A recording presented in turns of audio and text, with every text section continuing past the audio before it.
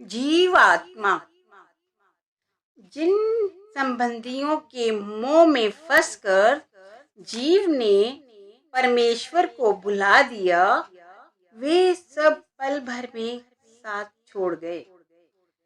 जब यमदूत जीवात्मा की इच्छा के विरुद्ध इसको शरीर में से निकालते हैं तो वे पछताता है, शरीर कांपता है और चेहरे का रंग भय और पीड़ा से सफेद पड़ जाता है। मृत्यु के बाद इसे किए हुए कर्मों के कारण यमों की मार पड़ती है और नरकों के दुख भी भोगने पड़ते हैं।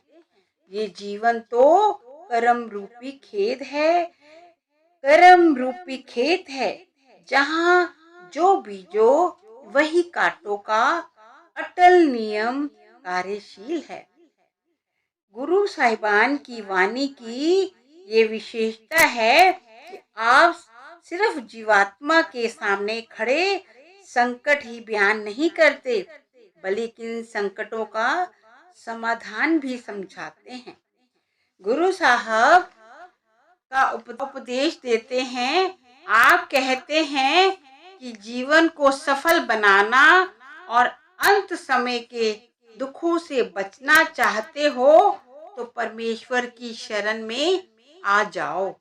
शरण लेने का अर्थ है अपने बल, बुद्धि तथा सब सगे संबंधियों का सहारा त्याग कर अपने आप को पूरी तरह प्रभु को समर्पण कर देना तथा पूरे विश्वास के साथ उसके हुक्म को स्वीकार कर लेना। वे परमेश्वर केवल सर्वशक्तिमान ही नहीं, कृपा सिंधु और क्षमाशील सुखदाता भी है। परमात्मा का स्वभाव और उसकी मर्यादा यही है कि वे शरण में आए की लाज जरूर रखता है। वे शरणागत को अपने साथ मिलाकर चिंता मुक्त कर देता है और आनंद रूप बना लेता है। वे सर्वसमर्थ अपनी दया बांटता है।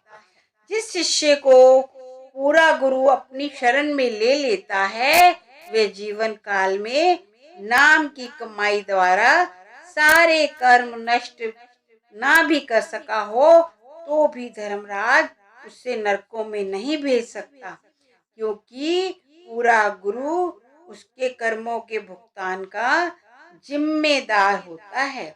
जिन जीवों को संत सतगुरु अपनी शरण में ले लेता है, अंत समय शब्द रूप में वे उनके साथ होकर उन्हें धर्मराज से छुड़ा लेता है।